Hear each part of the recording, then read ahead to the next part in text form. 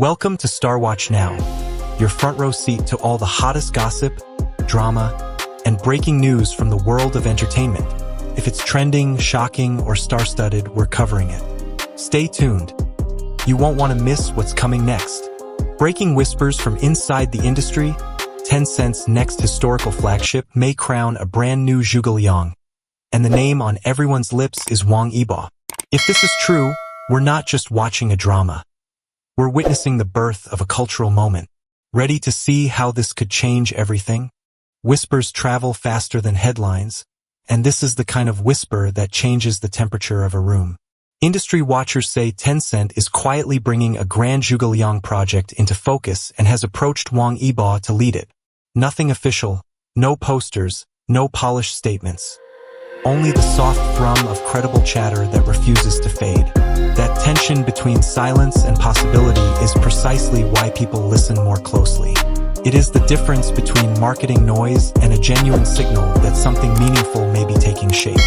You can feel the pull on three fronts. First, the character. Zhuge Liang is not merely a role. He is a vessel for memory.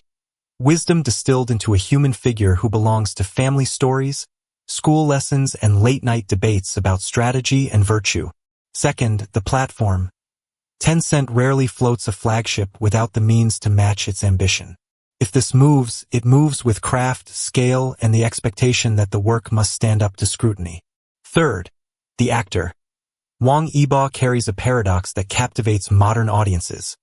A star with proven reach who has been steadily exchanging glitter for gravity.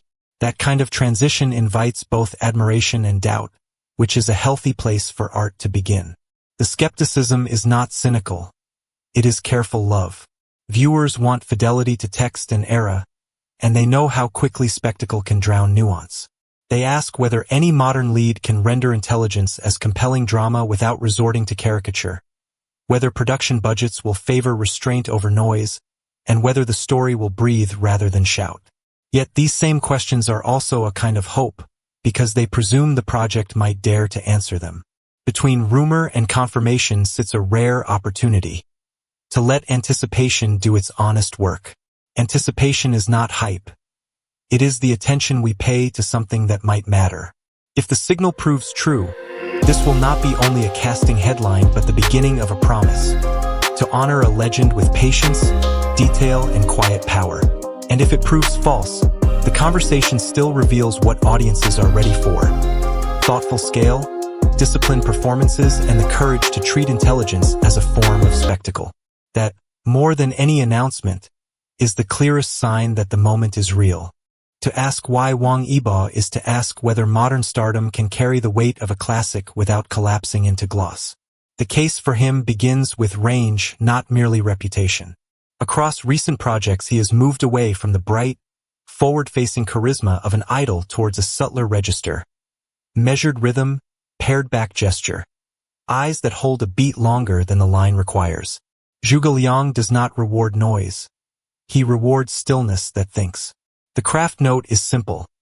The camera must find a mind at work, and the audience must believe that counsel can win wars. Wang Yibo's recent turns suggest an actor learning to subtract until only intention remains. There is a second argument, equally practical.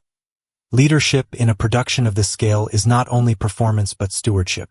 A lead who brings an immense, mobilized audience can stabilize a project's economics, lock in post-production quality, and attract collaborators who want their best work to be seen. That is not hype. It is infrastructure. When historical epics succeed, they do so because the creative and the commercial move in tandem. His name gives the drama a runway long enough for patience. Rehearsals that do not feel rushed, research that can be funded, retakes that serve the cut rather than the calendar. Then comes image. Zhuge Liang is not a statue. He is a human calculus of mercy, strategy, and doubt. The portrayal will require humility, an almost monastic restraint, and the courage to let silence bear the scene. A performer with a disciplined public persona, composed, economical, rarely flustered, can translate that image into character architecture. Costume and props will help, but the center of gravity must be invisible. A slight narrowing of the gaze when the plan changes, a breath held as a messenger arrives, the smallest shift of the fan that signals decision. There are risks. A brilliant strategist played too large becomes theater. Played too small, he evaporates. The solution is tone. Scholarship respected, emotion earned, charisma hidden in calm. Wang Yibo stands at the right point in his trajectory to attempt that balance. Seasoned enough to resist superficial choices, hungry enough to chase the harder ones. If this rumor becomes reality, the task is not to prove that he is famous, but to prove that thought can be cinematic. If he can do that, the performance will not only satisfy a fandom, it will remind a broad audience that intelligence, rendered honestly, is its own kind of spectacle. To touch Zhuge Liang and the Three Kingdoms is to reach into a living archive. It is not only a story but a shared inheritance, recited in classrooms, echoed in family sayings, and argued over in late-night conversations about loyalty, prudence, and the burdens of leadership. The stakes, then, are larger than ratings. They concern how a culture chooses to remember itself, and whether a modern adaptation can carry that memory forward without embalming it. Get it right and you create a bridge. Scholarship meeting craft, history meeting pulse. A legend opened carefully to first-time viewers without closing the door on those who have carried it for years. Respect begins with patience. A production of this scale must refuse the temptation to treat wisdom as ornament. It must show how counsel is earned, through listening, delay, revision, and how strategy is not the thunderclap but the weather system that precedes it. The mise-en-scene should feel lived in. Robes that bear the weight of travel, ink that smudges under pressure, maps that crease where hands have hovered in doubt. Music must dare to be quiet enough that a breath matters. Language must risk restraint so that a single word carries consequence. This is not austerity. It is confidence that intimacy can be cinematic. Fidelity, however, cannot mean stasis. The responsibility is to keep the spirit intact while allowing the form to breathe. That may mean staging consultations as dramas of thought rather than noise, using visual grammar, light, shadow, negative space, to render calculation legible.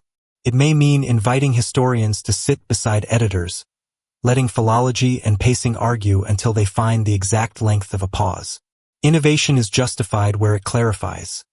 Spectacle earns its keep where it reveals character rather than hiding the lack of it.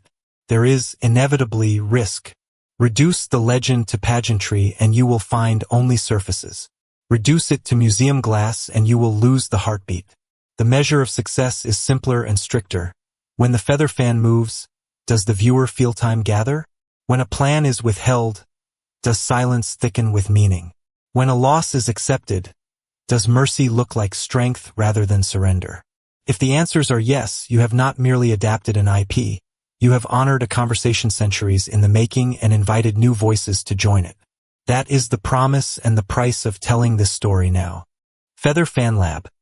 Invite historians and prop artists to reconstruct the iconic fan, materials, symbolism, performance ergonomics, and let viewers vote on the final design.